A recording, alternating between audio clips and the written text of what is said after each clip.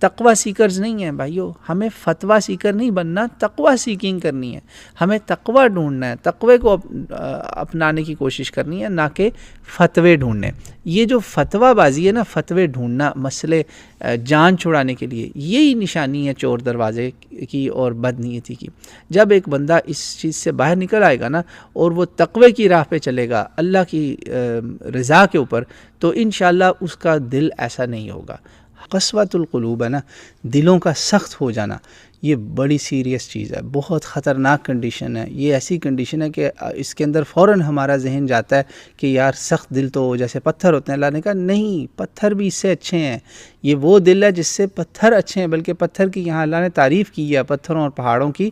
پہاڑ کی اللہ نے کوالٹی بتائی ہے کہ وہ اللہ کا تقوی رکھتا ہے، فائدہ دیتے ہیں، وہ تو انسانوں کے لیے بہت بڑا فائدہ ہے یہ پتھر اور پہاڑ۔